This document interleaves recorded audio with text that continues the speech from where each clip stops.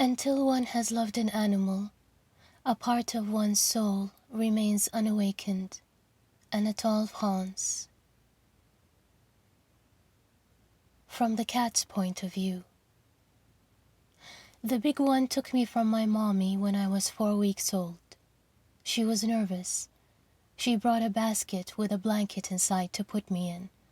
But the basket was too big, so she held me very gently, as if worried I'd slip out of her fingers like water. We drove home.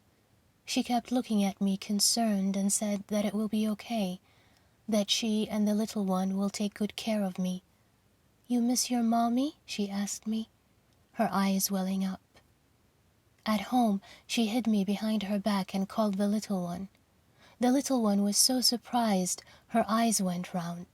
She took me in her arms, smiling and breathless. "Where did he come from, Mommy?" When the big one told her that I was a surprise gift for her, she began to tremble and cry, and held me firm, but careful not to squeeze me.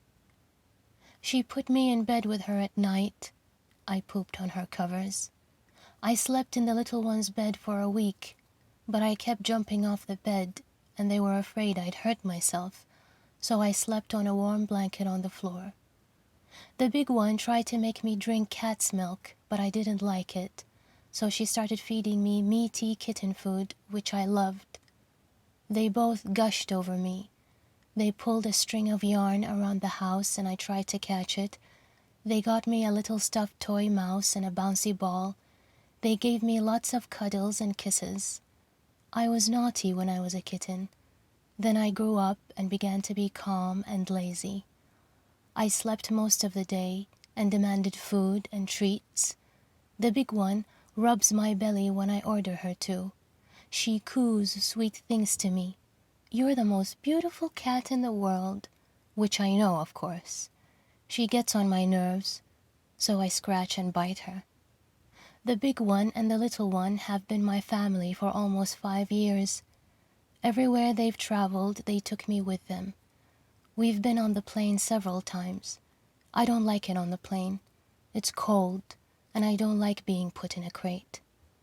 I like it when the big one paints. When she comes to her easel and her oil colors, I lay at her feet and purr. She is calm and content when she is painting. She always plays an audiobook on her computer. I like audiobooks. I like being told a story. So I lay at her feet and listen. I like the smell of oil paints and linseed oil. I used to jump on the table where she's working to get a closer look at all the colors, but she always tells me to get down. She's afraid I'll ruin the painting. I don't know much about art, but sometimes when a human comes to fix something, they say they like the big one's art, and she's happy for an hour or two. When the big one has tuna salad, she's forever trying to lose weight, I sit and stare hard at her while she eats, until she does the right thing and gives me the tuna.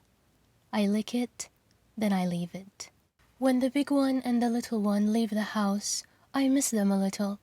When they come back, they tell me they miss me, but I just give them a dirty look and go back to napping. I know where to go to the toilet, but every once in a while I go on the carpet in the living room, just 'cause. The big one is a very emotional human. She yells a lot and cries a lot. She's frustrated with the little one. She's frustrated with herself. She's frustrated with me.